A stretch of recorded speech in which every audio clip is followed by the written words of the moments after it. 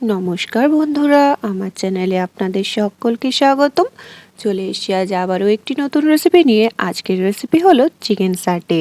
একেবারে রেস্টুরেন্ট স্টাইলে কিভাবে চিকেন সাটে ঘরোয়াভাবে তৈরি করা যায় শেয়ার করব আজ তারই রেসিপি। চিকেন সাটে তৈরি করার জন্য সবার প্রথমে আমাদের নিয়ে নিতে হবে 500 গ্রাম চিকেন। এখানে আমি 500 গ্রাম বোনলেস চিকেন কিউব করে কেটে নিয়েছি। চিকেনটাকে ম্যারিনেট করে নেব, তার জন্য দিয়ে দিচ্ছি নুন, গোলমরিচ গুঁড়ো এবং কাশ্মীরি লঙ্কার গুঁড়ো। নিয়ে নিলাম আদা রসুন বাটা। এখানে আমি 1.5 চামচ আদা রসুন বাটা ব্যবহার করব।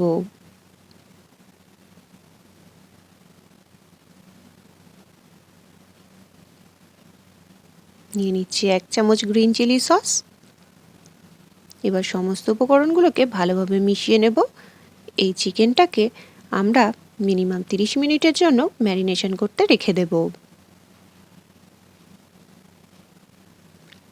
নিয়ে নিয়েছি বেশ কয়েক রকমের সবজির মধ্যে নিয়েছি ক্যাপসিকাম, টমেটো এবং পেঁয়াজ। সব সবজিগুলোকে একে একে কেটে নিয়েছি। নিয়ে নিচ্ছি বেশ কয়েকটা স্টিক। এই স্টিকগুলোকে জলে ভিজিয়ে রাখবো, এর ফলে এটা পুড়ে যাওয়ার সম্ভাবনা থাকবে না। ম্যারিনেট করা চিকেনটা নিয়ে 30 মিনিট পর ফেরত চলে এসেছি। নিয়ে নিচ্ছি স্টিকগুলো। স্টিকের মধ্যে একে একে সুন্দর করে এবার সবকিছু গেঁথে নেব। প্রথমে দিয়ে দিলাম পেঁয়াজ, তারপর দিচ্ছি ক্যাপসিকাম, দিয়ে দিচ্ছি চিকেন, টমেটো, আবারও চিকেন দিয়ে দিলাম, আবারও টমেটো দিয়ে দিচ্ছি, আবারও চিকেন দিয়ে দেব, দিয়ে দিচ্ছি একটা ক্যাপসিকাম, আবারও শেষে দিয়ে দিলাম একটা পেঁয়াজ। এইভাবে একে একে সবকটা স্টিকের মধ্যে আমি সবকিছু গেঁথে নেব।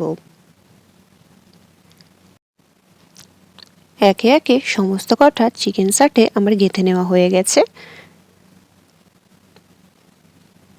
আপনারা কে কোথা থেকে আমার ভিডিও দেখছেন অবশ্যই কমেন্টে জানাবেন। ঠিক এই প্রসেস ফলো করে আপনাদের একে একে সমস্ত কটা সাটে গেঁথে নিতে হবে। তৈরি করে নেব একটা ব্যাটার। তার জন্য প্রথমে নিয়ে নিলাম 3টে ডিম। ডিমগুলিকে ভেঙে নেব। ভালোভাবে ডিমটা ফেটিয়ে নিচ্ছি। অ্যাড করে দিচ্ছি 1/2 চামচ নুন, 1/2 চামচ গোলমরিচের গুঁড়ো। এগুলোকে ভালোভাবে মিশিয়ে নেব। দিয়ে দিচ্ছি 2 চামচ ময়দা,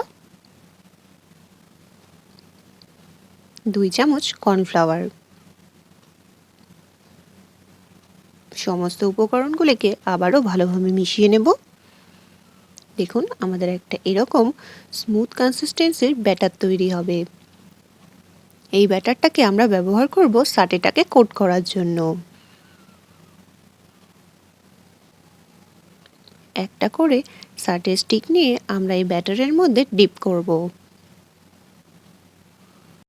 ঠিক এইভাবে আপনাদের সমস্ত কটা সাটেকে এইভাবে কোট করে নিতে হবে।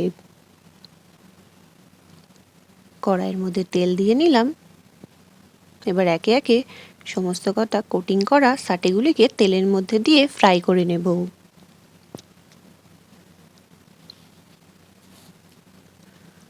লো ফ্লেমে আপনারা এই সাটেগুলিকে ফ্রাই করে নেবেন। হাই ফ্লেমে ফ্রাই করতে গেলে উপরটা পুড়ে যাবে এবং ভেতরটা কাঁচা রয়ে যাবে। দেখুন সাটেগুলো ভাজা হয়ে গিয়েছে। এই পর্যায়ে সাটেগুলোকে আমি তুলে নেব। সবকটা সাটে ফ্রাই করে নেবার পর আমি আবারও সাটেগুলিকে ডাবল ফ্রাই করে নিচ্ছি। ডাবল ফ্রাই করার ফলে সাটেগুলি অনেক বেশি ক্রাঞ্চি হবে। একে একে সবকটা সাটে আমি ফ্রাই করে নেব। দেখুন আমার সাটেগুলি সবকটা ফ্রাই করা হয়ে গিয়েছে। এই পর্যায়ে চাইলে আপনারা সাটেগুলিকে পরিবেশন করতে পারেন। আমি সস দিয়ে একটু টস করে নেব।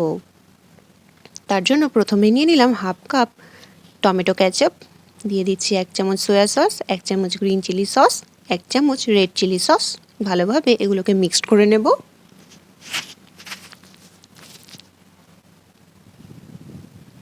দেখুন আমার সসটা একদম রেডি হয়ে গিয়েছে। একটা বাটির মধ্যে দিয়ে দেব 2 চামচ কর্নফ্লাওয়ার, নিয়ে নিচ্ছি হাফ কাপ জল এবং কর্নফ্লাওয়ারটাকে ভালোভাবে মিক্সড করে একটা মিশ্রণ তৈরি করে নেব।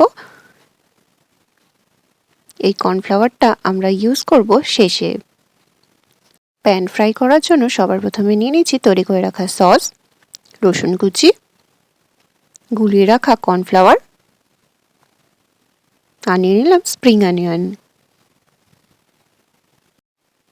কড়াইয়ের মধ্যে তেল দিয়ে দিলাম কুচিয়ে রাখা রসুন। এই প্রসেসটি আপনারা একদম হাই ফ্লেমে ফলো করবেন। দিয়ে দিচ্ছি তৈরি করে রাখা সস। ভালোভাবে এটাকে মিক্সড করে নেব। দিয়ে দিচ্ছি হাফ চামচ নুন, হাফ চামচ গোলমরিচ গুঁড়ো, আবারও ভালোভাবে মিক্সড করে নিচ্ছি। দিয়ে দেব জল দিয়ে গুলে রাখা কর্নফ্লাওয়ার, ভালোভাবে মিক্সড করে নেব। ফ্রাই করে রাখা সাটেগুলিকে একে একে এই সসের মধ্যে দিয়ে দেব। খুব সাবধানতার সঙ্গে ভালোভাবে সসের সাথে সাটেগুলিকে মিক্স করে নেব। সসের সাথে সাটেরটাকে আমার ভালোভাবে মিক্স করা হয়ে গিয়েছে। এই পর্যায়ে দিয়ে দেব হাফ চামচ চিনি। চিনি দেবার ফলে এটার মধ্যে একটু মিষ্টি মিষ্টি ফ্লেভার আসবে। উপর দিয়ে স্প্রিং অনিয়ন দিয়ে আমরা নামিয়ে নেব। দেখুন আমার সাটে একদম রেডি হয়ে গিয়েছে। এবার একে একে সাটেগুলিকে আমি পরিবেশন করে নিচ্ছি। ভিডিওটি কেমন লাগলো অবশ্যই আমাকে জানাতে ভুলবেন না। আপনাদের কারোর কোনো নতুন রেসিপির প্রয়োজন হলে আমাকে অবশ্যই কমেন্ট করবেন। আমি চেষ্টা করব সেই সমস্ত রেসিপিগুলিকে আপনাদের সামনে তুলে ধরার জন্য। ভিডিওটি ভালো লাগলে অবশ্যই লাইক, কমেন্ট, শেয়ার, সাবস্ক্রাইব করবেন। আজ এই পর্যন্তই রইল। দেখা হবে আবারও নতুন কোনো রেসিপি নিয়ে।